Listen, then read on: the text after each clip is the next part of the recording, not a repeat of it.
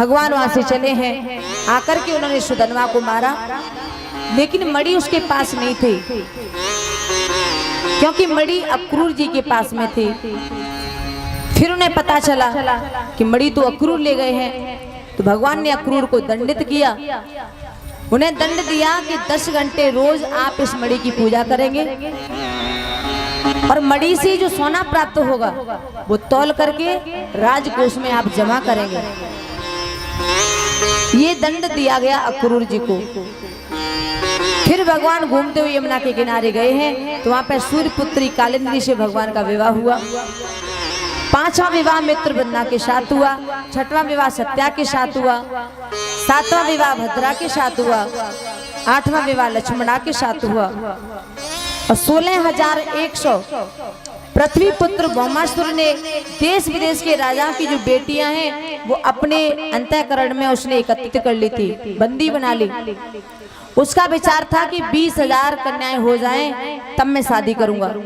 दुखी होकर के उन बेटियों ने भगवान के लिए पत्र भेजा, मदद मांगी। जब मदद मांगी तो मेरे कन्हैया ने भौमासुर को मार करके 16,100 देवियों के साथ विवाह किया है। अब भगवान की पत्नी हो गई 16,108। फिर भी चैन की बंसी बज रही है।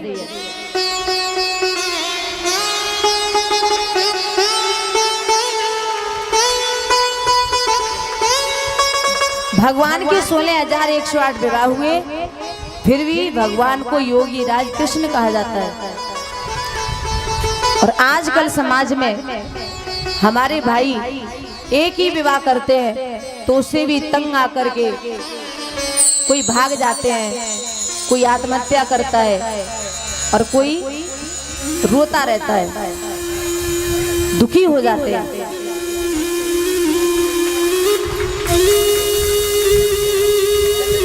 आजकल के भाइयों की बड़ी उल्टी दशा है। वो कहते हैं कि पड़ी है पिछारे घरवारी, मोसू कहते हैं घर में घुसे हो बाजार क्यों ना जाओ जी, हद लाओ मिर्च लाओ कूटवे के काजे धनुकुटा मंगाओ जी। देखो शादी का बड़ा कर्रा रट्टा है। पत्नी कहती है घर में ही घुसे रहोगे कि कुछ काम दाम भी करना है, खाने पीने की व्यवस्था करो, जाओ रसोई का सामान लेके आओ, मेरे लिए श्रृंगार का सामान लाओ, पाउडर लाओ, क्रीम लाओ, साबुन लाओ, तेल लाओ। तो शादी करके बेचारा फंस गया, रोता है कि शादी करके तो मैं फंस गया, अगर शादी नहीं करता तो ठीक रहता। फोड़ा ना है फुंसी ना है वैद और हकीमन से जेब को बचाओ जी, नाचो जी गाओ जी मनावे ता जाओ जी, रात के सिनेमा से 1:30 बजे आओ जी, कुआरे रहोगे तो सुकारे रहोगे, जानबूझ नाक में नकेल ना डराओ जी। तो बिना शादी के बेपरवाह कहीं भी घूमो, कुछ भी करो, और शादी का तो भैया बड़ा कर्रा रहता है। पुजारी चक्कर में पड़ गए, और जब शादी नहीं होती है, जब तक शादी ना होती है तब तक बड़े बने ठने घूमते हैं, नई नई हेयर स्टाइल, नई नई तरह की कटिंग करवाएंगे, बढ़िया बढ़िया महंगी महंगी टी-शर्ट, जीन्स के पैंट, 2-2, 3-3 हजार के जूते पहनेंगे और फिर घूमेंगे। क्यों? क्योंकि हम अच्छे लगने लगे तो हमारा भी कोई विवाह करवा दे। लेकिन जैसे ही विवाह हो जाता है तो फिर रोता है। तुलसी बाबा कहते हैं हौसे फूले हम फिरे होए हमारो ब्याह, तुलसी गाय बजाई के दो काठ में पाँव। बड़ी खुशी खुशी में हो गया ब्याह, और ब्याह के बाद क्या हुआ? गौना, गाय बजा के हो गया गौना। उसके बाद क्या हुआ? रोना। और ये रोना 1-2 दिन का नहीं है, अब तो सारे जीवन का रोना हो गया, जिंदगी भर का रोना है। लेकिन अगर तुम सही ढंग से चलोगे तो कोई रोना नहीं है, सदाचारी बन के रहोगे तो कोई रोना नहीं है, नियम से चलोगे तो कोई रोना नहीं है। भगवान कृष्ण की 16,108 पत्नियां हैं, लेकिन फिर भी उनके चेहरे पे कभी चिंता की लकीरें दिखाई नहीं दी, और ना ही हमारे भगवान कभी सिर पे हाथ धर के रोए, हमेशा मगन रहते थे। आज का भाई एक ही देवी से क्यों दुखी है? क्योंकि आज के मानव के पास में सदाचार नहीं है, न नियम है, न धर्म है। वो तो अपने शौक से ही परेशान है। कोई गुटखा खाता है, कोई स्मैक पीता है, कोई अफीम पीता है, कोई गांजा, कोई चरस, कोई शराब। अब ऐसे लोगों से पूछा जाए कि भैया क्या तुम सुखी हो? हेलो, ये भैया शिवम गुप्ता, शिवम किराना स्टोर। ये महाराज जी की भागवत में जितना मसाला लग रहा है वो शिवम भैया की तरफ से, और बाकी जितने भी भक्त जिन्होंने परम पूज्य दीदी जी का स्वागत किया, मैं नाम सबका नहीं जानता हूँ। मैं एक बार भक्तों से चाहूंगा जोरदार तालियां सभी भक्तों के लिए हो जाएं, जो भी भक्त यहाँ परम पूज्य दीदी जी का सम्मान कर रहे हैं। और मैं ठाकुर जी से ये प्रार्थना करेंगे, ये ऐसी आकांक्षा करेंगे ठाकुर जी से कि ठाकुर जी इनको सुख समृद्धि इतनी देना ताकि इन भैयाओं के हाथ धर्म के क्षेत्र में हमेशा बढ़ते रहें। माता बहनों ने और भाइयों ने मेरी परम पूज्य दीदी जी का बड़ा सम्मान किया है, तो मैं सभी के लिए चाहूंगा एक बार फिर से जोरदार तालियां। ऐसे भक्त हमेशा होते रहें। और धन्यवाद पिनाट वासियों, मैं आपका कृतार्थ हूँ। राधे राधे, जय श्री राधे, जय श्री श्याम। वो जोर से बोलना पड़ेगा राधे, मजा नहीं आ पाया। राधे से बोली वृंदावन में हरि लाल की जय। तो आज का भाई अपने शौक से ही परेशान है बेचारा। आज के भाई की एक सबसे बड़ी करुणा है कि 300 रुपए कमा के लाता है और 400 रुपए की शराब पी के आता है। अब जब घर पे आएगा तो देवी ने देखा कि खाली हाथ वापस आ गया और शराब पी के और आया है ऊपर से, तो फिर वो रंग बिरंगी गालियां देती है। वो कहती है कि तुझे कहीं कुआ पोखर नहीं मिली, उसमें कूद जाता, वापस क्यों आ गया? और वो तो भैया नशा में फिट है। अब ऐसे लोगों से पूछो कि तुम सुखी हो? शराब पी पी करके सारा धन बर्बाद कर दिया, घर का सारा मान सम्मान नष्ट हो गया। शराब पी करके नाली में पड़े हैं, कोई गाली दे रहा है, कोई कुछ कह रहा है, कोई कुछ कह रहा है। लेकिन ये शराबी बड़े बेशर्म होते हैं, सब कुछ सह लेते हैं लेकिन शराब पीना नहीं छोड़ते। सुबह उठ करके फिर ठेका पे नजर आएंगे। और शराबी से भी बुरा तो गुटखा खाने वाला होता है। गुटखा खाने वाले की तो भैया हंसी ही गायब हो जाती है, और कभी कभी थोड़ा हंसता है तो उसके दांतों को देखो कैसे दांत हो जाते हैं, देखते ही मन को बुरा लगने लगता है। ऐसा लगता है कि पता नहीं कहां से ये गोबर खा करके आया है, इतने बुरे दांत हो जाते हैं, देखे नहीं जाते। और गुटखा खा करके किसी के घर जाएगा रिश्तेदारी में, तो उससे बड़ा संभल के रहना पड़ता है। अगर रात्रि को रोक दिया किसी कमरे में तो पूरी दीवार खराब कर जाएगा।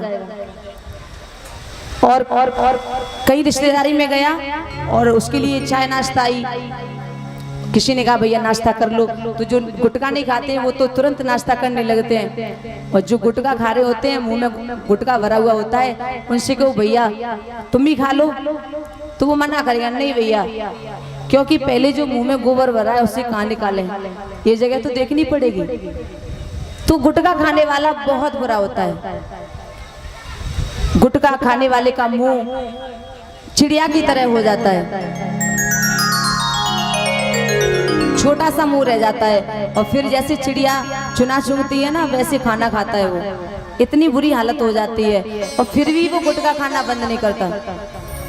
ऐसी चीजें क्यों इस्तेमाल करते हो जिससे तुम्हारा शरीर भी दुखी है, तुम्हारे घर वाले भी दुखी हैं, समाज में भी बेइज्जती हो रही है। तो मैं आप सभी से रिक्वेस्ट करती हूँ कि भैया अगर कोई खाते हो गुटखा, शराब पीते हो,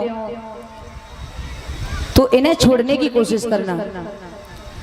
अगर तुम्हारे पास ज्यादा पैसा है जो तुम बर्बाद करते हो शराब में, गुटखा में, ये पैसा आप किसी गरीब की मदद में भी लगा सकते हो।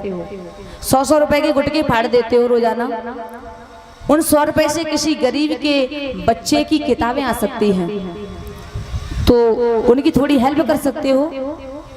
कोई गरीब कन्या का विवाह हो रहा है तो उसमें आप उसकी मदद कर सकते हो। कोई गरीब अपने बच्चों को पढ़ा नहीं पाते हैं तो आप उनकी मदद करो। कोई बीमार है तो उसे उन पैसों से दवा दिलवा दो। कहीं पानी की व्यवस्था नहीं है तो पैसे इकट्ठा करके वहां पानी की व्यवस्था करवा दो। पैसा धर्म के काम में खर्च करो तो तुम्हारा जीवन सफल है। परंतु ये शराब, बीड़ी, सिगरेट, गुटखा ये लेना छोड़ दो। मेरे भैया, अगर आप में से 2-4 नहीं मेरी बात मान ली तो मैं समझ लूंगी कि मेरा कथा कहना सफल हो गया। बस आप सभी से यही रिक्वेस्ट है कि इन सभी चीजों से दूर रहो। सदलक्षण आपके बच्चे देखें तो उनमें भी वो सदलक्षण आए। जीना है तो राम की तरह जियो, अच्छा जीवन जियो जिससे तुम भी सुख से रहो और तुम्हारे परिवार वाले भी सुख से रह सके। और नहीं तो आपका मानव जीवन बेकार है। मानव जीवन उसी का सफल है जो इन दुर्गुणों से बच करके रहता है, तो ही मानव जीवन आपका रखना सफल है।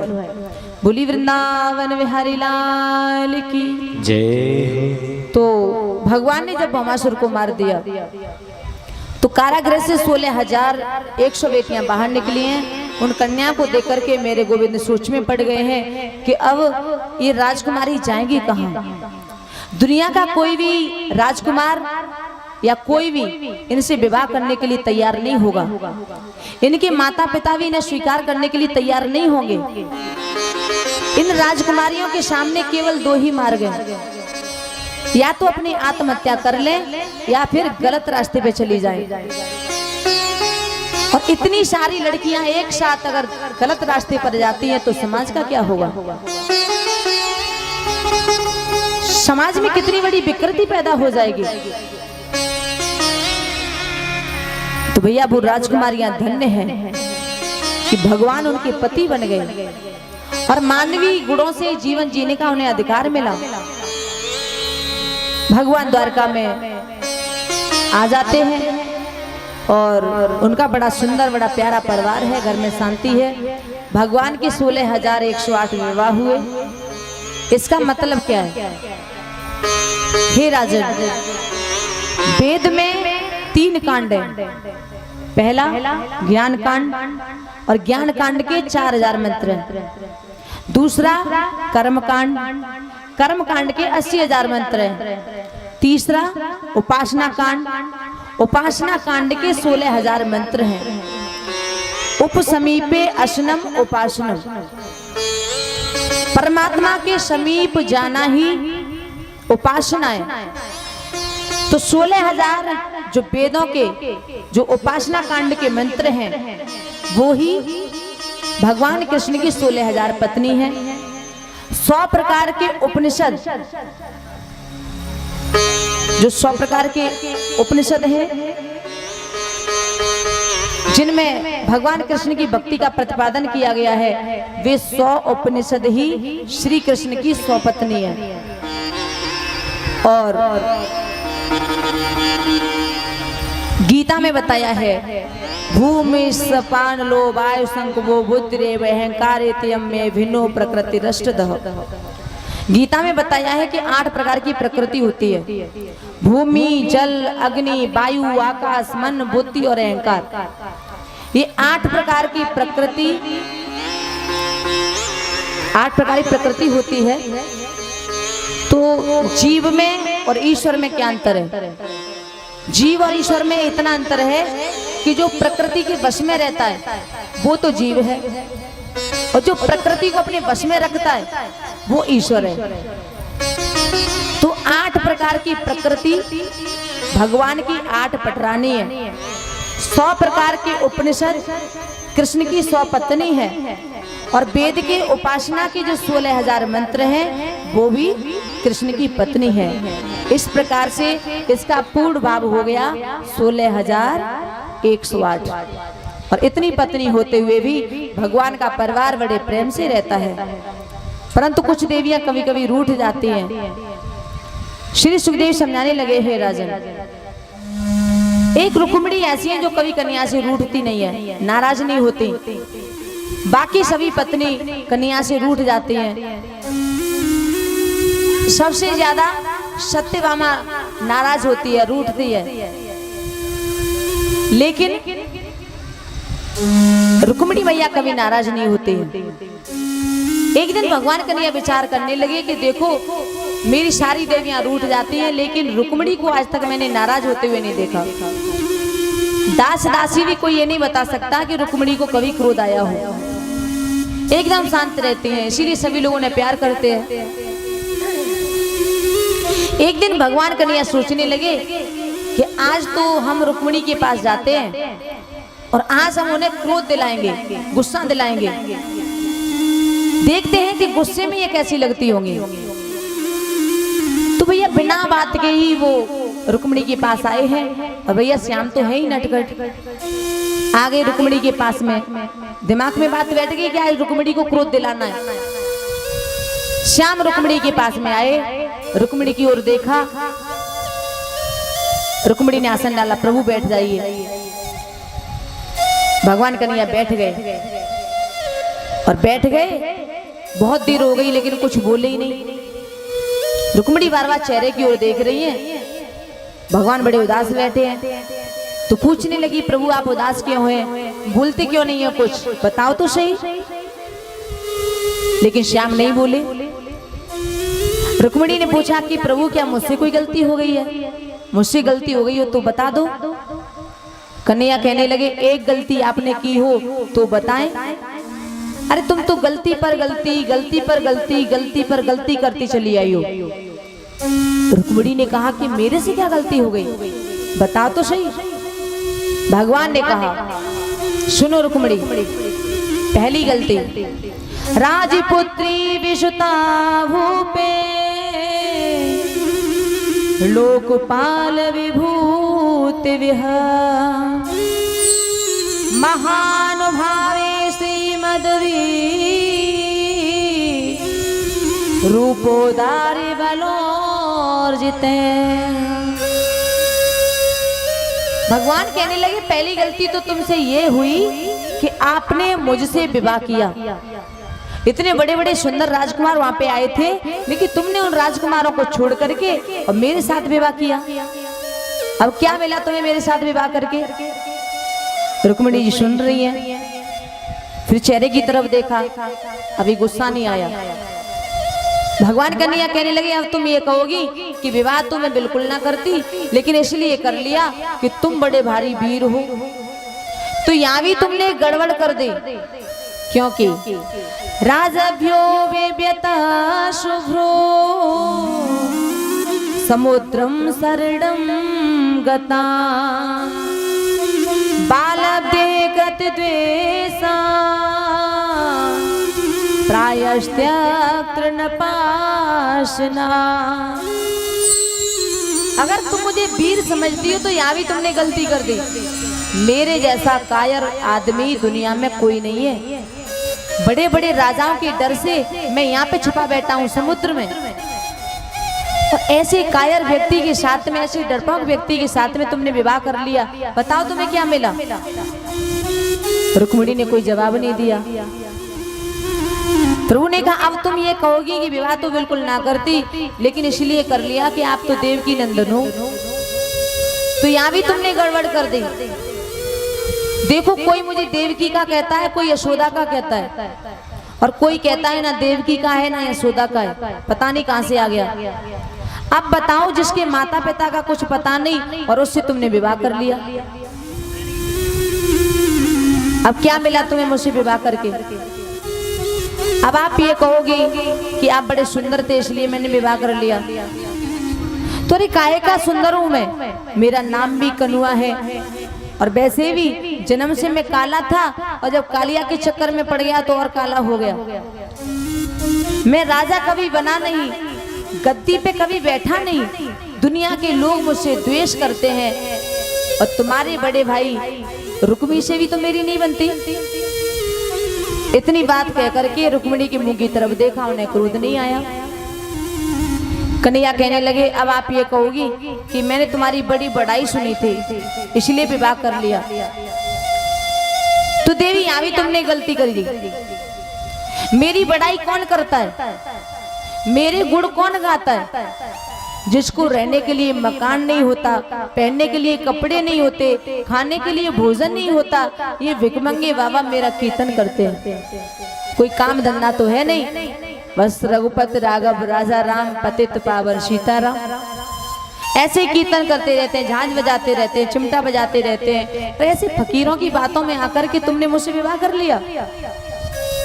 इतनी बातों के बाद भी रुक्मिणी को क्रोध नहीं आया। तभी भगवान कहने लगे कि देवी मैं एक बात आपसे कहूं। रुक्मिणी ने कहा कहो।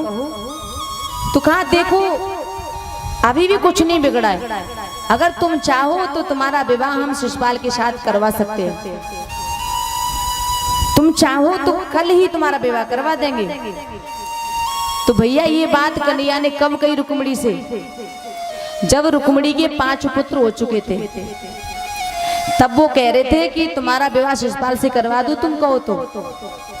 आज की पत्नी होती तो अकल ठिकाने लगा देती, 2-4 दिन खाना नहीं देती तो पति महाराज की अकल बिल्कुल ठीक हो जाती और कहती कि बुढ़ापे में तुम्हारी बुद्धि छटिया गई है। लेकिन रुक्मिणी से जब ये कहा कि मैं तुम्हारा विवाह शिशुपाल के साथ करवा दूं, तो रुक्मिणी कुछ नहीं बोली है, बिल्कुल क्रोध नहीं आया। परंतु जब ये बात कही तुम्हारा विवाह मैं शिशुपाल के साथ करवा दूं, तो ये बात उन्हें बहुत बुरी लगी। इतनी बुरी लगी कि बेचारी मूर्छित होकर के गिर पड़ी, हाथ से पंखा छूट गया, जमीन पे गिर पड़ी। अब तो भगवान घबरा गए, क्या हुआ क्या हुआ?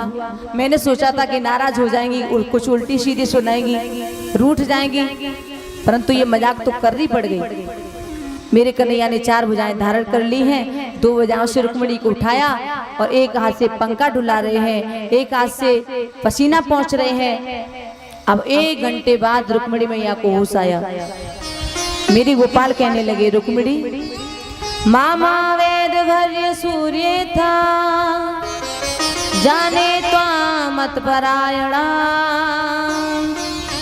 तर्चः स्रोत कामेन शैल्या चरित मंगने। रुक्मिणी की दशा देख करके मेरे गोविंद के नेत्र में अश्रु आ गए। कहा देवी बुरा मत मानना, तुम्हें पता है ना बचपन से मैं थोड़ा विनोदी स्वभाव का रहता हूँ, हंसी मजाक करना ये मेरा स्वभाव है और इसीलिए मैंने आपसे अटपटी बातें कर दी। देवी मेरा और तुम्हारा नाता दुनिया से अलग है, मैं हमेशा से तुमसे प्रेम करता आया हूँ, करता रहूंगा, कभी तुमसे दूर नहीं जाऊंगा, ना कभी ऐसी बातें करूंगा। तभी रुक्मिणी ने कहा बस आप अब मेरी बात सुनिए। माता रुक्मिणी ने जवाब दिया है भगवान कन्हैया को। माता कहने लगी प्रभु आपने जो कुछ भी कहा बिल्कुल गलत नहीं कहा, बिल्कुल सही कहा। मेरा और तुम्हारा कोई मेल नहीं है, तुमने विवाह क्यों किया ये बिल्कुल सही है।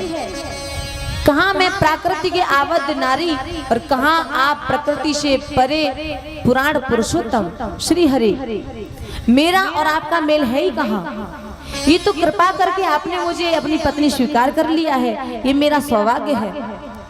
दूसरी बात आपने कही कि मेरे माता पिता का कोई पता नहीं है, तो मैं आपसे पूछती हूँ आपके माता पिता होते हैं क्या? जगत के पिता तो आप हैं, जगत के अधीश्वर आप हैं, तो आपके तो कोई माता पिता नहीं होते हैं ना।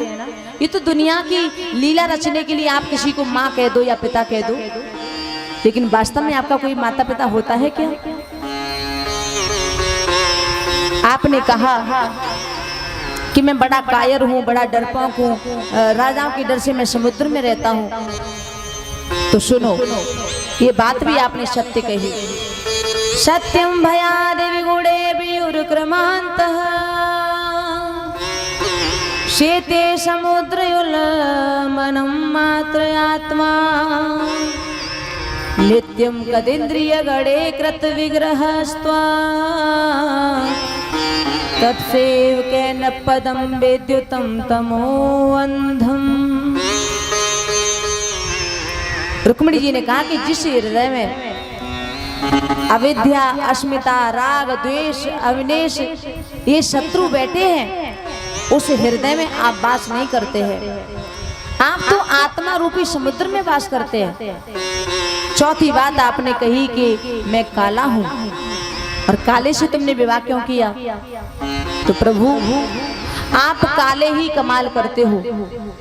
अगर आप गोरे होते तो पता नहीं क्या होता, सारा संसार ही तुम्हारे ऊपर मर जाता, तुम्हें पाने के लिए लोगों में मारकाट पड़ जाती।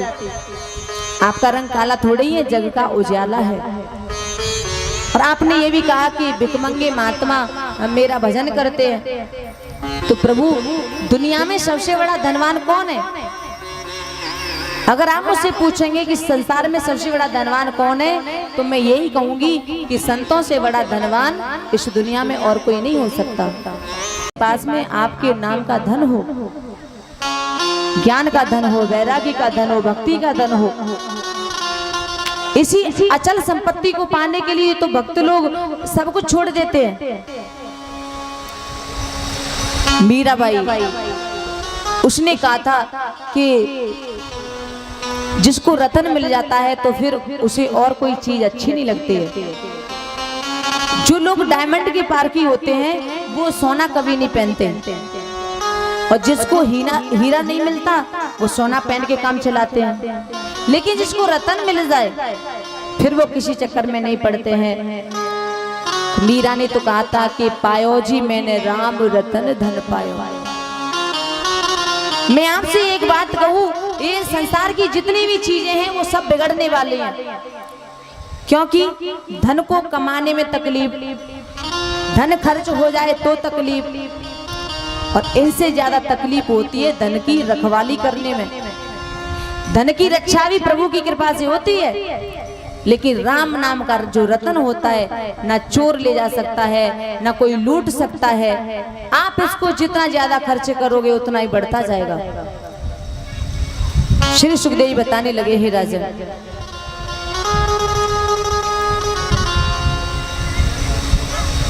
रुक्मिणी जी भगवान कन्हैया से कहती हैं कि जिन संतों को आप भिखारी कह रहे हो, उन संतों के पास में आपके नाम का खजाना है, आपके नाम का भंडार है, और उन्हीं संतों के मुख से मैंने आपका नाम सुना और मैंने आपको अपना पति मान लिया। अगर आप इसे मेरी गलती मानते हो तो मैं संसार की सभी माताओं से यही बात कहूंगी कि जिस गलती से भगवान मिल जाएं, ऐसी गलती हर किसी को करनी चाहिए। संसार की माताओं को मैं बताऊंगी कि जो गलती मुझसे हुई है वो गलती आप भी करना, जिससे आपको भी परमात्मा की प्राप्ति हो जाए। और भैया ये गलती हर कोई नहीं कर सकता, जिस पर प्रभु की कृपा होती है वो ही कर सकता है। भगवान कन्हैया ने जब ये सुना तो कहा कि रुक्मिणी, मैंने बड़ी कोशिश की तुम्हें क्रोध दिलाने की, लेकिन मैं तुम्हें क्रोधित नहीं कर पाया।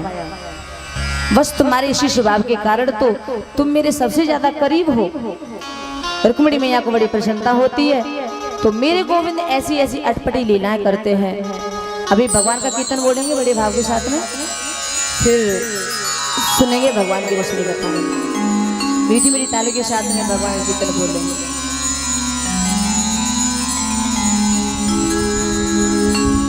कि मैंने रटना लगाई रे,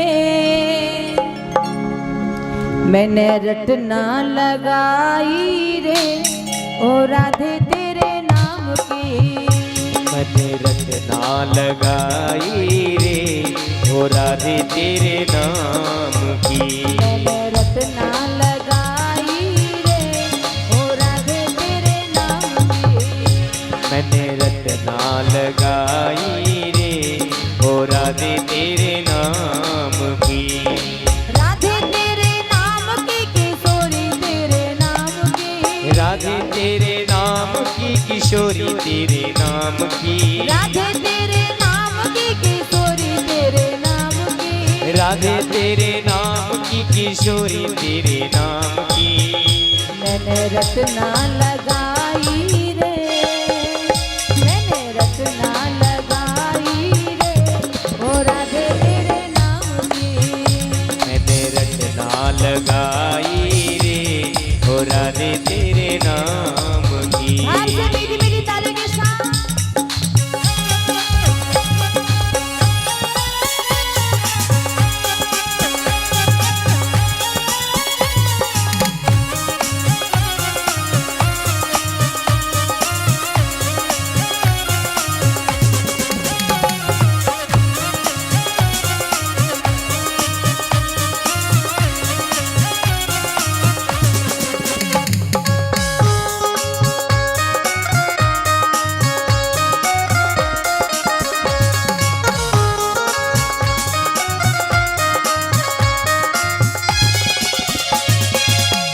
मेरे अलकन में राधा मेरे पलकन में राधा। मेरी अलकन में राधा मेरी पलकन में राधा। मेरे अलकन में राधा मेरे पलकन में राधा।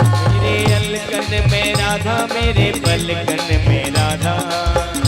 मैंने मांग भराई रे, मैंने मांग भराई रे, ओ राधे तेरे नाम की।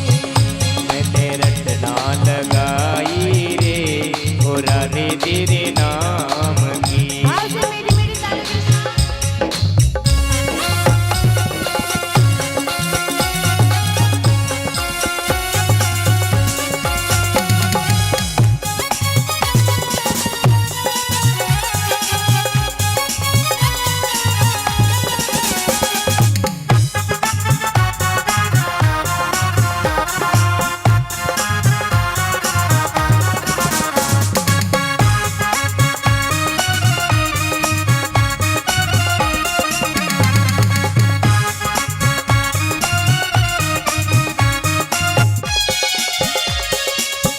मेरे नैनन में राधा मेरे नैनन में राधा। मेरे नैनन में राधा मेरे बैनन में राधा। मेरे नैनन में राधा मेरे नैनन में राधा। मेरे नैनन में राधा मेरे बैनन में राधा।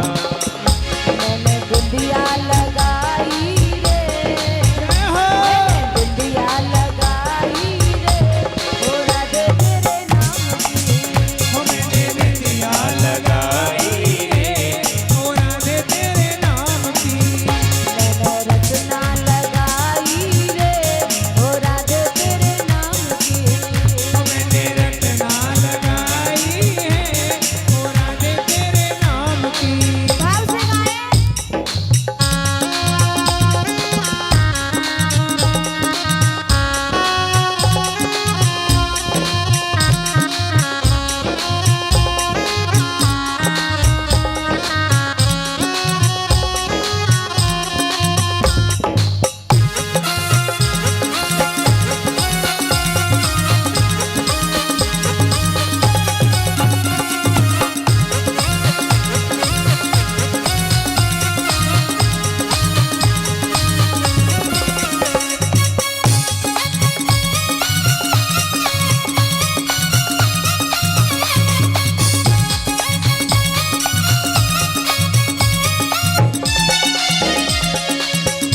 मेरे तन में भी राधा मेरे मन में भी राधा।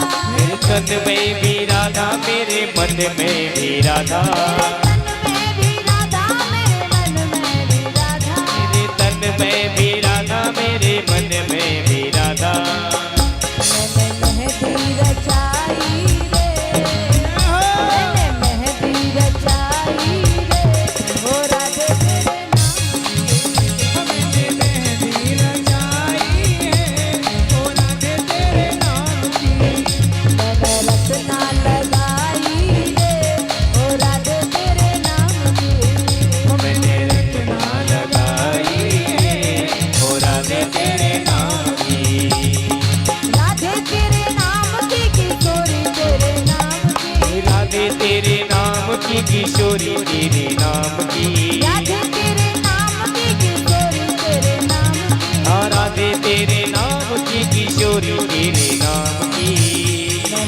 रचना लगाई रे ओ मैंने रचना लगाई रे ओ राधे तेरे नाम की। मैंने रचना लगाई रे ओ राधे तेरे नाम की। मैंने रचना लगाई रे ओ राधे तेरे नाम की। मैंने रचना लगाई रे ओ राधे तेरे नाम की। बोले वृंदावन बिहारी लाल की जय, कृष्ण कन्हैया लाल की जय, राधे रानी सरकार की जय, जय जय श्री राधे श्याम। इधर श्री सुखदेव समझाने लगे हे राजा। अब सुनो आगे की कथा। भगवान के नाती हैं अनिरुद्ध और अनिरुद्ध के दो विवाह हुए। एक विवाह रुक्मिणी के जो भाई हैं रुक्मी, तो रुक्मी की पोती के साथ हुआ और दूसरा विवाह बाणासुर की पुत्री के साथ हुआ। बाणासुर की पुत्री उसका नाम था उषा। उषा ने अनिरुद्ध को स्वप्न में देखा था। परिणाम ये हुआ कि उसकी सहेली का नाम था चित्रलेखा और चित्रलेखा बड़ी योगिनी थी। उससे उषा ने कहा, सपने वाली बात बताई।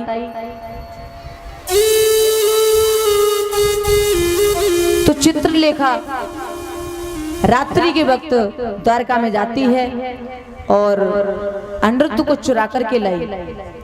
भगवान को नारद जी के द्वारा पता चला तो श्याम ने कहा, श्याम सेना से जाकर के आए और बाणासुर से आकर के कहा कि हमारे नाती को लौटा दो, हमारे पौत्र को लौटा दो। तो बाणासुर नहीं माना। इसी बात पर बाणासुर में और भगवान कृष्ण में युद्ध छिड़ गया। तो बाणासुर की सहायता करने के लिए भगवान कृष्ण के सामने भगवान शंकर आ जाते हैं युद्ध करने और दोनों में युद्ध छिड़ गया। अंत में सबने प्रार्थना की भगवान से, सभी देवता लोग आ गए हैं, सभी आए हैं और बाणासुर को समझाया कि जो शंकर है और कृष्ण है ये अलग नहीं है, ये एक ही है। तो बाणासुर को जब समझ में आ जाता है तो उसने अपनी पुत्री का विवाह अनिरुद्ध के साथ किया।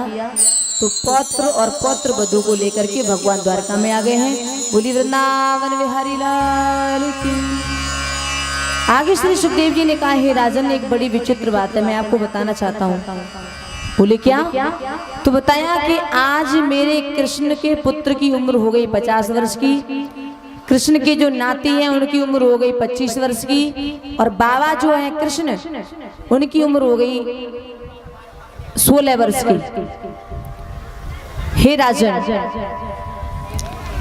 भगवान श्री राघवेंद्र उन्होंने 13,000 वर्ष तक पृथ्वी पर राज्य किया। ऐसा भागवत में वर्णन आता है कि श्री राम ने 13,000 वर्ष तक राज्य किया। लेकिन श्री राम को जब भी देखते थे लोग तो वो 16 वर्ष के नजर आते थे। क्यों? क्योंकि भगवान के ऊपर कभी काल का असर नहीं होता है। भगवान कालातीत है, काल से परे है। कभी 16 से 17 के नहीं हुए। जब कन्हैया के साथ में नाती आते हैं तो जो घर की बहुएं हैं वो नाती को कृष्ण समझने लगती है और कृष्ण को नाती समझने लगती है। ऐसा हो जाता है कभी कभी। और कृष्ण के जो पौत्र हैं पुत्र हैं वो एक समान सुंदर थे। सभी बड़े सुंदर हैं। भगवान बड़े प्रेम से द्वारका में रह रहे हैं और तभी एक नकली कृष्ण बन गया जिसका नाम है पौंडरक। उसने भी 2 कंठ की भुजाएं लगा करके वो भी बांसुरी बन गया, जनता से अपनी पूजा करवाने लगा। तो भगवान ने उसका भी उद्धार किया। उसके बाद भगवान पांडवों के यज्ञ में गए। पांडवों ने सभी राजाओं को जीत लिया। बस जरासंध बाकी था, उसे भीमसेन के द्वारा मरवा दिया और पांडवों की यज्ञ पूरी हुई। श्री सुखदेव जी महाराज समझाने लगे, हे राजन, अब तुम्हें हम एक बहुत सुंदर प्रसंग सुनाने के लिए जा रहे हैं और इसमें आप सुनेंगे कि श्री कृष्ण जैसा करुणावान और कौन हो सकता है। हम आपसे सुदामा के विषय में थोड़ी चर्चा करेंगे। सुदामा का जीवन क्या है। देखो, सुदामा के बारे में लोगों के मन में कुछ भ्रांतियां हैं, शास्त्रों में कुछ लिखा है और लोग कुछ कहते हैं। मैंने किसी हिंदी पुस्तक में पढ़ा था कि सुदामा जी घर घर भीख मांगते थे। उनके घर में फूटी कौड़ी नहीं थी तो घर घर भिक्षा मांगने जाते थे। लेकिन श्री भागवत जी में सुदामा को एक भी जगह भिखारी नहीं बताया गया। एक भी जगह सुखदेव जी ने उन्हें भिखारी नहीं कहा। उनके बारे में भगवान सुखदेव जी ने बताया है, व्यास जी ने लिखा है, कृष्णस्यासीर सखा कशित ब्राह्मणो ब्रह्मविन्तमः विरक्त इंद्रियार्थेषु प्रशांतात्मा जितेन्द्रियः। सुदामा जी बचपन से विरक्त थे।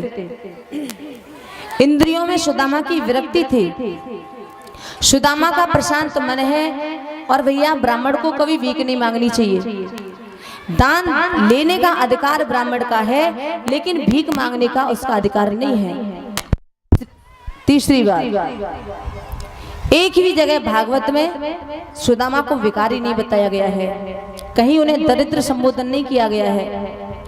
लेकिन मैं समझती हूँ कि जितने सुंदर विशेषण सुदामा के लिए प्रयुक्त किए गए हैं, उतने सुंदर विशेषण शायद किसी के लिए प्रयुक्त नहीं किए गए।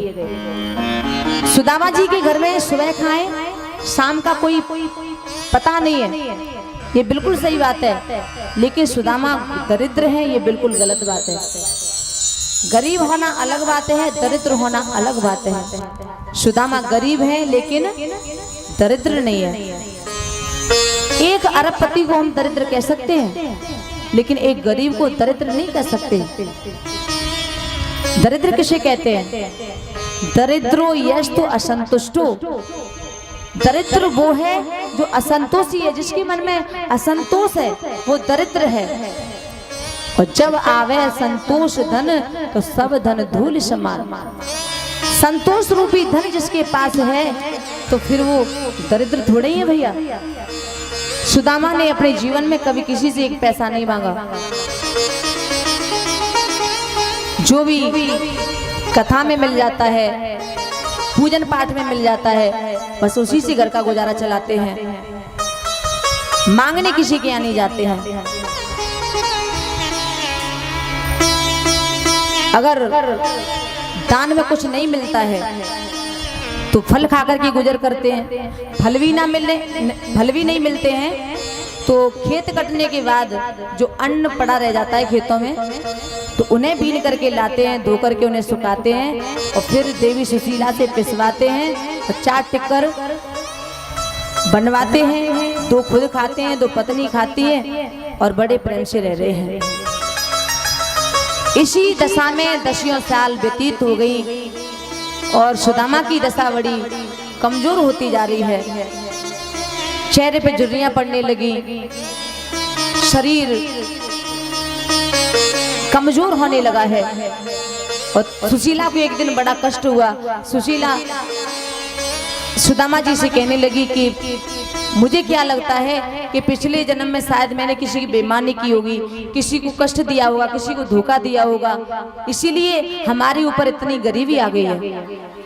शायद मैंने बहुत बुरा कर्म किया होगा, क्योंकि जब मैं आई थी तब तुम्हारे पास सब कुछ था, लेकिन जैसे ही मैं आई हूँ तुम्हारे ऊपर गरीबी का पहाड़ टूट पड़ा है। सगे संबंधी भी बात पूछना बंद कर दिए हैं, कोई हमारी बात पूछने नहीं आता है। शायद मुझसे कोई घोर पाप हो गया है और उसका भोग मेरे साथ साथ तुमको भी भोगना पड़ रहा है। अगर मैं ना होती तो तुम्हें ये कष्ट ना झेलना पड़ता। जब ये सुना तो सुदामा जी कहने लगे कि देखो देवी, तुम अपने आप को मत कोसो, क्योंकि इस जीवन लीला में तुम्हारा कोई दोष नहीं है। जो तुम धोखे की बात कह रही हो ना, जो पाप की बात कह रही हो, वो पाप मुझसे हुआ है, वो धोखा मुझसे हुआ है। और सुदामा जी की आंखों के सामने वो दृश्य घूमने लगा जो बचपन में गुरुकुल में हुआ था। गुरुकुल की बात उन्हें याद आ गई है। सुदामा की आंखों से आंसू बहने लगे हैं। सुशीला ने जब रोते हुए देखा तो पूछने लगी, आप क्यों रो रहे हो, क्या हुआ? तभी सुदामा जी कहने लगे, देवी मुझे अपने बचपन की एक बात याद आ गई। बचपन में मुझसे एक गलती हो गई थी। सुशीला ने कहा, कैसी गलती हो गई थी? तो कहा कि जब मैं उज्जैन नगर में गया पढ़ने के लिए सांदीपन गुरुजी के आश्रम में, तो मैं वहाँ शिक्षा ग्रहण कर रहा था। तो वहाँ पर जो द्वारकाधीश है ना, अभी ये भी वहीं पढ़ने के लिए आए थे दोनों भाई। मैंने इन्हीं के साथ छल कर दिया। सुशीला बोली, आपने क्यों छल किया? आप तो महान त्यागी हो, बड़े संतोषी हो, छल कैसे हो गया आपसे? तो कहा कि मैं सच्चा ब्राह्मण हूँ, लेकिन उस समय पता नहीं मुझे क्या हो गया, मैं ब्रह्मत्व को भूल गया। सुशीला बोली, ये कैसे हुआ? तो कहा कि एक बार गुरु माता ने हमें लकड़ी लाने के लिए वन में भेजा, और जब हम वन में पहुंच गए, वन में हम जाने लगे, तो गुरु माता ने भुजे हुए कुछ चने दिए और कहा कि इन चनों को ले जाओ और आपस में बांट करके खा लेना। उन चनों को लेकर के मैं चला। मैंने कन्हैया को कुछ भी नहीं बताया उन चनों के बारे में। वन में पहुंचे और वन में जाकर के हम लकड़ियों को तोड़ना शुरू किए। उसी समय काली काली घटा उठने लगी, बहुत तेज आंधी चलने लगी, वर्षा होने लगी। जब वर्षा होने लगी तो कन्हैया तो ऊपर था, पेड़ के ऊपर चढ़ा हुआ था। वो वहीं से कह रहा था कि भैया तुम किसी झाड़ी की आड़ में हो जाना, वर्षा बहुत जोर से आ रही है। उस समय ऐसा प्रतीत होता था मानो महाप्रलय होने वाली हो।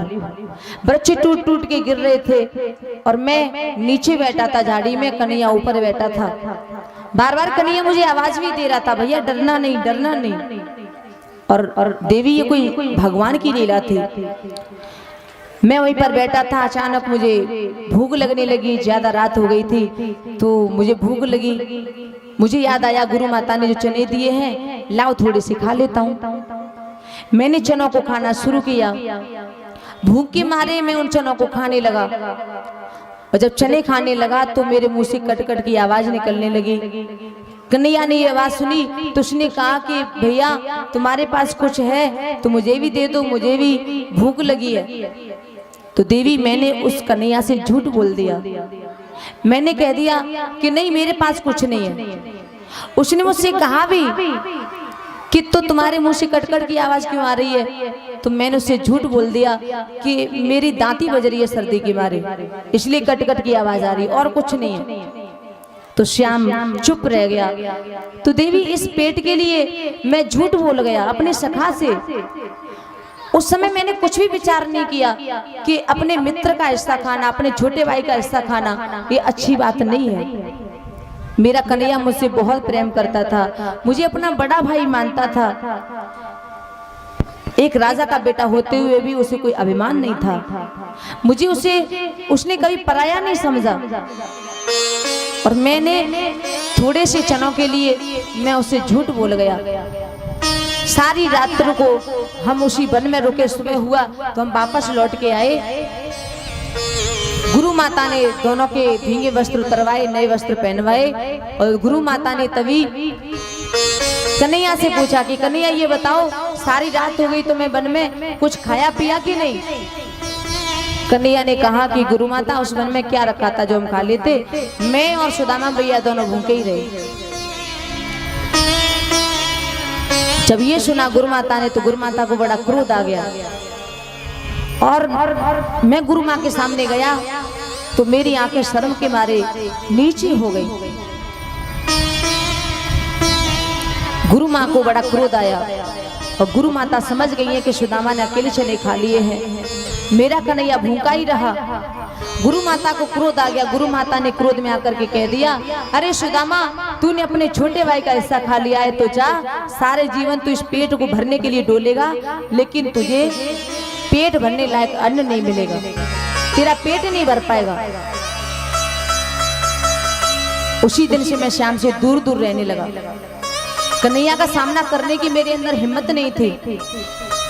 कुछ समय बाद कन्हैया जाने लगा गुरुकुल छोड़ करके। जब गुरुकुल छोड़ करके जाने लगा तो उसने गुरुजी से कहा कि गुरुजी कोई दक्षिणा मांग लो।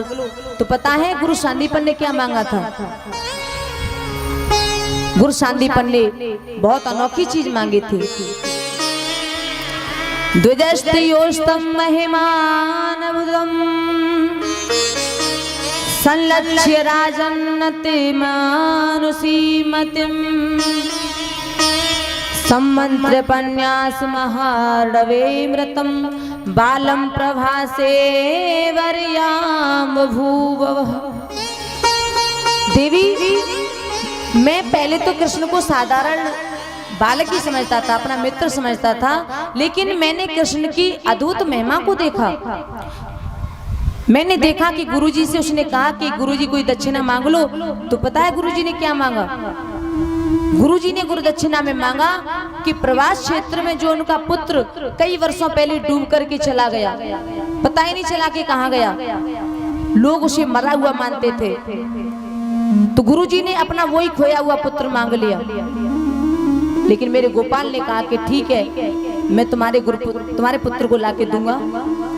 और समुद्र के पास गया, समुद्र से जाकर के उसने कहा कि मेरे गुरु पुत्र को लौटा दे। तो पता है समुद्र आज हाथ जोड़ के उसके सामने आया।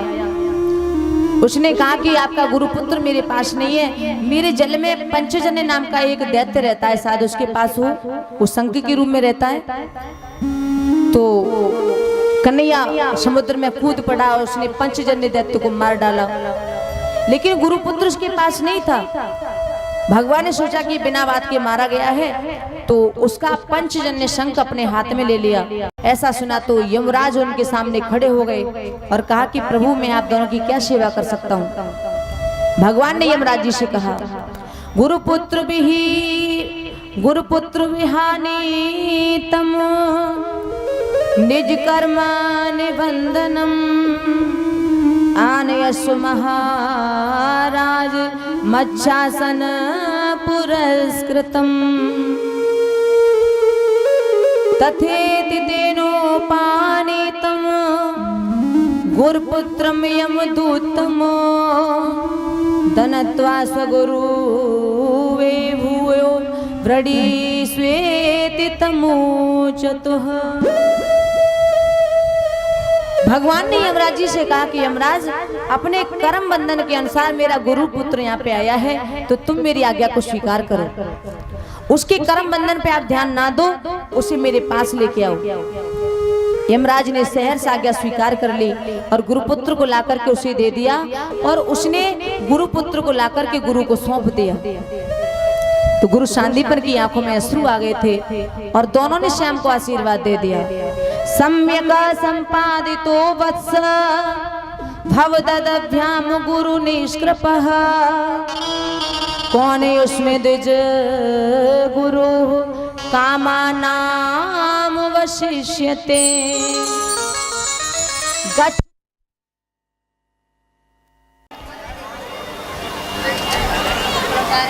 बताया है कि गुरु सांदीपन भावविभोर हो गए और कहा, लाला तुम दोनों ने भली बात गुरु दक्षिणा दी है, अब मुझे कुछ भी नहीं चाहिए।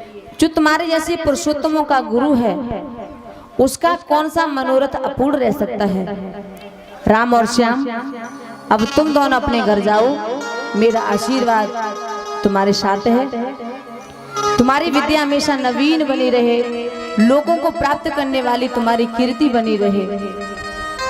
और देवी जब कन्हैया की विदाई हुई तो सभी लोग उनकी विदाई में शामिल हुए, लेकिन मेरी हिम्मत नहीं हुई।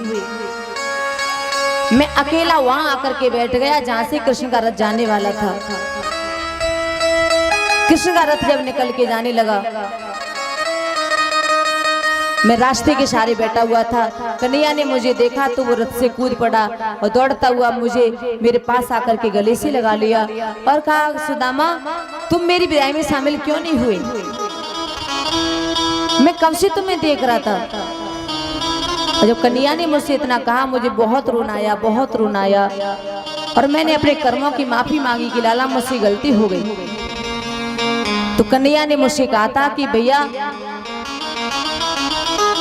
गलती हो जाती है इंसान से, आप इसकी चिंता मत करो, लेकिन एक बात याद रखना अपने जीवन में, आपके जीवन में अगर कोई कमी आए तो एक बार मेरे पास चले आना बिना झिझक के, मैं तुम्हारे सारे कष्टों को दूर कर दूंगा। अपने मित्र को भूलना मत।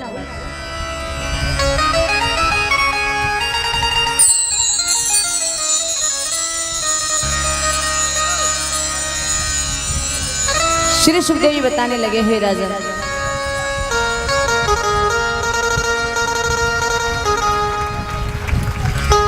सुदामा जी कहते हैं कि देवी ये कर्मों का खेल है। मेरे कर्म ऐसे थे कि मेरे पास गरीबी आ गई और कृष्ण द्वारका का द्वारकाधीश बन गया। अब जो होना था वो सब हो गया।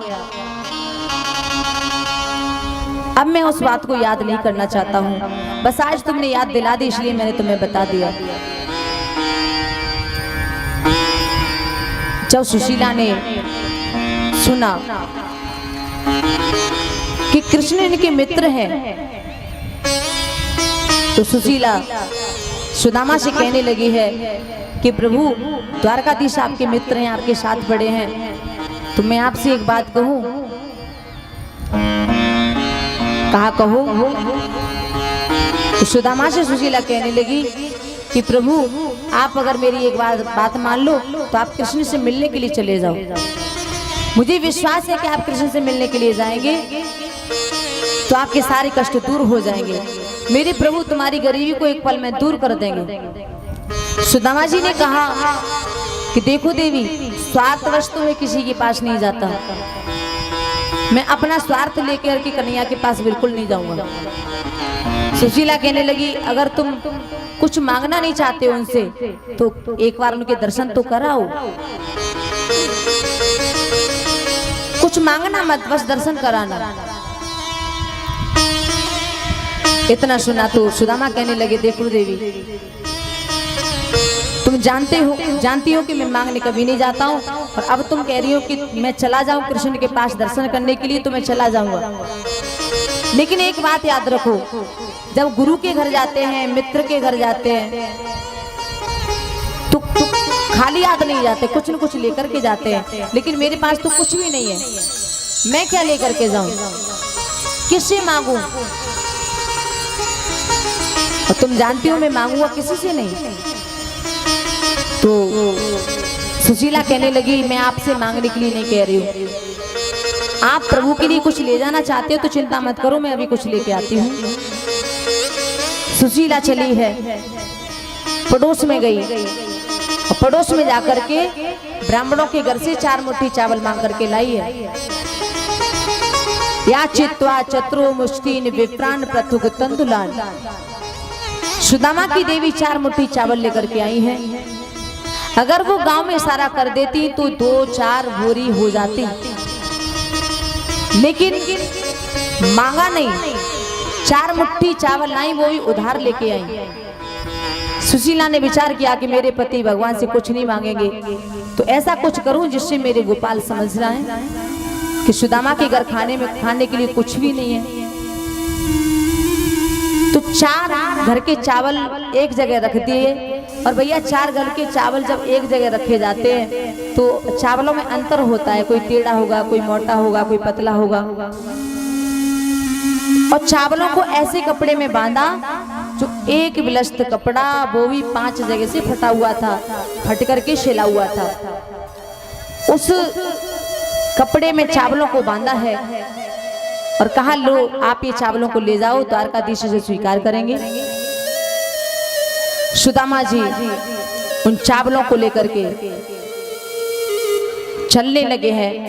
अपनी पत्नी से कहा कि तुम अपना ख्याल रखना, मैं भगवान से मिलने के लिए जा रहा हूं। सुदामा जी चले जा रहे हैं, राधे कृष्ण गाते जा रहे हैं। उनका वेश देखिए, सुदामा का शरीर कैसा है।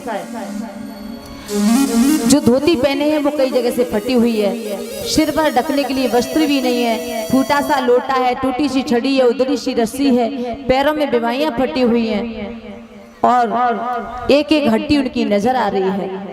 इतना दुबला पतला शरीर है, लेकिन मस्तिष्क से ब्रह्म तेज चमक रहा है। सुदामा जा रहे हैं, द्वारका के लिए जा रहे हैं, लेकिन भैया रास्ता भूल गए और पहुंच गए काशी।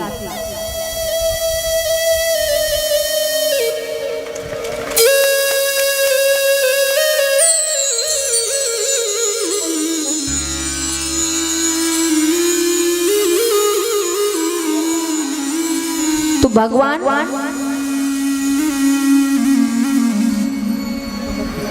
के धाम के लिए जा रहे हैं सुदामा, रास्ता भटक गए, काशी पहुंच गए हैं, फिर वृंदावन पहुंच गए हैं, फिर पुष्कर पहुंच गए हैं। अब सुदामा को जिधर रास्ता दिखाई देता है उधर ही चलने पड़ते हैं।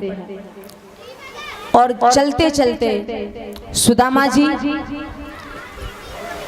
भगवान से प्रार्थना करने लगी, कन्हैया अब तो बस करो, कितने दिन हो गए घर से निकली हुई, अभी तक तुम्हारा नगर देखने के लिए नहीं मिल रहा है। तू हमें करोड़पति मत बनाना, लेकिन कम से कम दर्शन तो हो जाए। तेरे गांव का रास्ता ही नहीं मिल रहा है मुझे तो, लेकिन कुछ भी कर ले, मैं तेरे गांव के पास आके ही रहूंगा, कुछ भी हो जाए तेरे नगर में आके रहूंगा। श्री सुखदेव जी बताने लगे, हे राजन, सुदामा जी चलते गए और चलते चलते अचानक उनका रास्ता रुक गया। क्यों? क्योंकि आगे एक विशाल आकार की नदी पड़ गई, और जब विशाल आकार की नदी पड़ गई तो सुदामा जी सोचने लगे, अब उस पार कैसे जाऊं। इधर उधर देखा, कोई केवट भी नहीं है, कोई नाव भी नहीं है। अब तो सुदामा जी को बड़ी भारी चिंता सताने लगी। सुदामा जी नदी की रेती में बैठ जाते हैं और भगवान का ध्यान करने लगी, कन्हैया कोई न कोई तो युक्ति लगा, उस पार जाने की कोई तो तू व्यवस्था कर, और नहीं तो मैं वापस तो जाने वाला नहीं हूँ। तैरना नहीं आता है, इस नदी में डूब जाऊंगा, मर जाऊंगा, लेकिन वापस नहीं जाऊंगा लौट के। इसलिए तू कुछ तो व्यवस्था कर, कोई युक्ति लगा। भगवान से प्रार्थना करने लगे हैं, और जब भगवान से प्रार्थना किए तो उसी समय मेरे कन्हैया वहां पर एक केवट का रूप लेकर के आ जाते हैं, नाव लेकर के आ जाते हैं, और नाव लेकर के सुदामा जी के पास आ गए और सुदामा जी से हाथ जोड़ के कहा, क्यों ब्राह्मण देवता, उस पार जाना है कि नहीं। सुदामा जी ने देखा कि नाव के साथ केवट आ गया है, तो सुदामा जी बड़े प्रसन्न हुए। सुदामा जी कहने लगे, हाँ भैया मैं उस पार जाना चाहता हूँ। भगवान ने कहा, तो आओ बैठो। अब सुदामा जी जैसे ही नाव में बैठने वाले थे कि अचानक उनके पैर रुक गए, उनके कदम रुक गए। सुदामा जी कहने लगे कि भैया मुझे नहीं बैठना। केवट ने कहा, अरे भैया अभी तो तुम कह रहे थे कि मुझे जाना है उस पार, अब क्या हो गया। सुदामा जी कहने लगे, देखो भैया मैं तुम्हारी नाम में बैठूं तो कैसे बैठूं, मेरे पास उतराई में देने के लिए तो कुछ भी नहीं है। कन्हैया कहने लगे, अरे कुछ तो होगा, जो हो वही दे देना, वाणी बट्टे का समय है। सुदामा कहने लगे, मेरे पास कुछ भी नहीं है। भगवान कहने लगे, अरे भैया कुछ तो होगा, जो हो वो दे देना। सुदामा बोले, मेरे पास फूटी कौड़ी भी नहीं है। कन्हैया कहने लगे, ऐसा तो संसार में कोई इंसान नहीं होता जिसके पास कुछ भी ना हो, मैं कह रहा हूं ना, जो हो दे देना। सुदामा झुंझला करके कहने लगे कि वैसे तो मेरे पास कुछ है नहीं, और जो है वो तुम लोगे नहीं। श्याम मुस्कुरा करके कहने लगे, अरे जो हो दे दो ना, बताओ क्या है तुम्हारे पास। सुदामा झुंझला के कहने लगे, मेरे पास गरीबी है, लोगे क्या। कन्हैया ने कहा, हाँ आप मुझे अपनी गरीबी दे दीजिए। मेरे कन्हैया ने गरीबी को, सुदामा की गरीबी को रास्ते में ही हटा दिया। अब तो आगे लीला होना बाकी है। सुदामा ने कहा कि ठीक है तो बिठा लो। सुदामा को नदी नाव में बिठाया है और भगवान कन्हैया ने सुदामा को नाव में बिठा करके उस पार करने के लिए जब चलने लगा तो पार कर दिया है सुदामा जी को। जब पार हो गए तो सुदामा से राधे कृष्ण का आदान प्रदान किया है और सुदामा को देख देख करके बार बार मुस्कुराने लगे हैं केवट रूप में। तो सुदामा पूछने लगा कि प्रभु, केवट से पूछा कि भैया तुम ये बताओ मुझे देख के बार बार क्यों मुस्कुरा रहे हो, क्यों हंस रहे हो। तभी केवट रूपी भगवान ने कहा कि पंडित जी अगर बुराई न मानो तो आप मुझे बता सकते हो कि कहाँ जा रहे हो। सुदामा जी कहने लगे वो द्वारका के नाथ है ना, द्वारकाधीश, वो हमारे बचपन के सखा हैं, सो हम उनसे मिलवे जा रहे हैं। जैसे ही सुना तो भगवान और हंसने लगे, क्या द्वारकाधीश तुम्हारे सखा हैं? सुदामा बोले अरे केवट, तू नहीं जानता मेरे कृष्ण को। अभी ये चावल अभी मत लेके आओ, आराम आराम से एक एक करके लाओ चावल, अभी मत लाओ ये चढ़ने।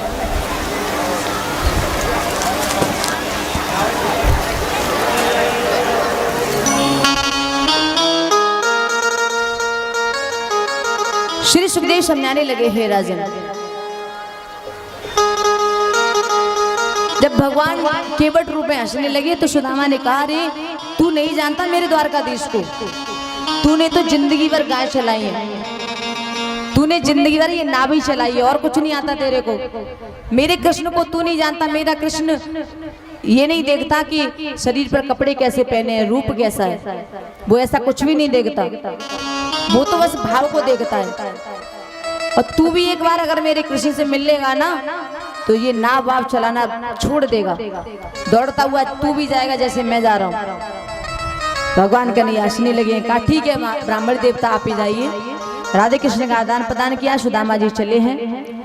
भगवान कन्हैया मन में सोच रहे हैं मेरा सुदामा बिल्कुल नहीं बदला है, बिल्कुल वैसा का वैसा ही है।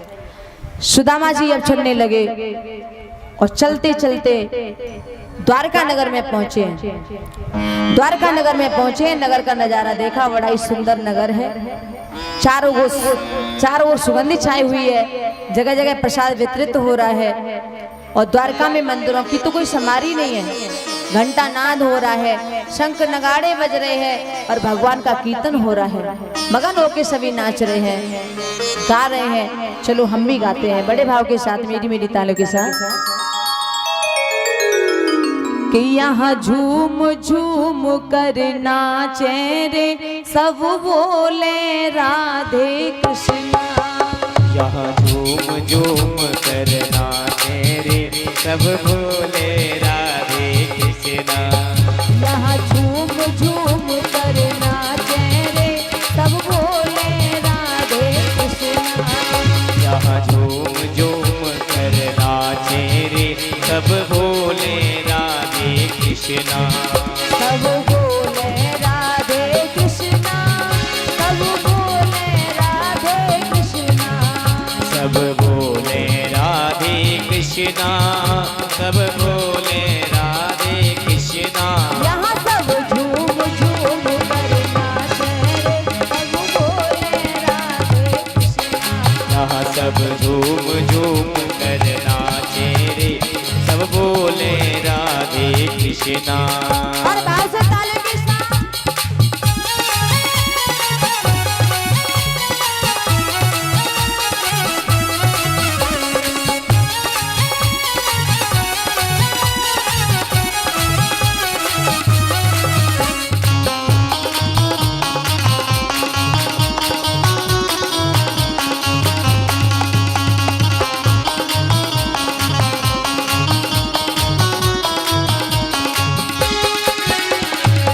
घर घर में नर नारी गावे, घर घर में नर नारी गावे। श्याम को पूजे श्याम मनावे, श्याम को झूमे श्याम मनावे। घर घर में नर नारी गावे, घर घर में नर नारी गावे। श्याम को पूजे श्याम मनावे। श्याम को पूजे श्याम मनावे। यहाँ श्याम राग रंग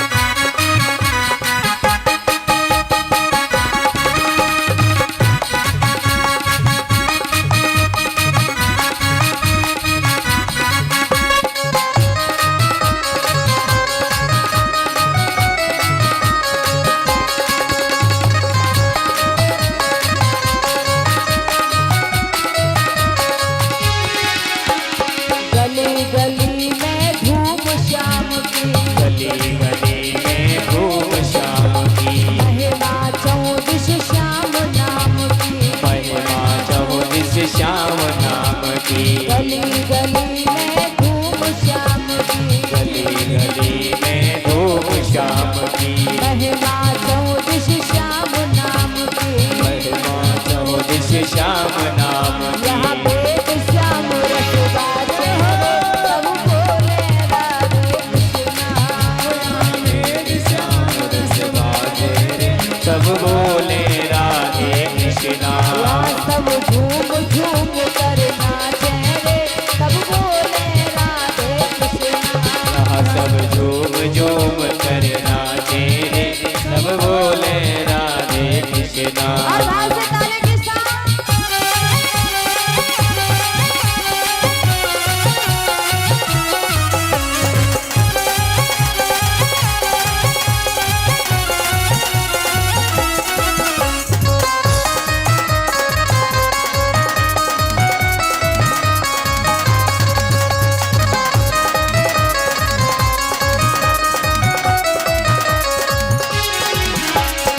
श्याम रंग में रंगा नगर है, श्याम रंग में रंगा नगर रे ऐसा श्याम यहाँ घर घर है।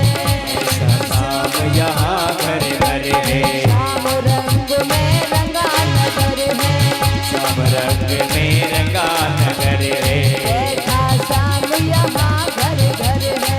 ऐसा श्याम यहाँ घर घर यहाँ है हर दिल श्याम विराजे रे, सब बोले राधे कृष्णा।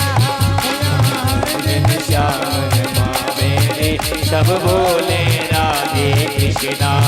सब बोले राधे कृष्णा सब बोले राधे कृष्णा, सब बोले राधे कृष्णा। सब बोले राधे कृष्णा सब बोले राधे कृष्णा सब बोले राधे कृष्णा, सब बोले राधे कृष्णा। सब बोले राधे कृष्णा सब बोले राधे कृष्णा यहाँ सब झूम झूम कर नाचे रे, सब बोले राधे कृष्णा। सब झूम झूम कर नाचे रे सब बोले राधे कृष्णा यहाँ सब झूम झूम कर नाचे रे सब बोले राधे कृष्णा हाँ सब बोले राधे कृष्णा सब बोले राधे कृष्णा सब बोले राधे कृष्णा सब बोले राधे कृष्णा सब बोले राधे कृष्णा गुरु वृंदावन बिहारी लाल की, कृष्ण कन्हैया लाल की, राधे रानी सरकार की जय जय श्री राम।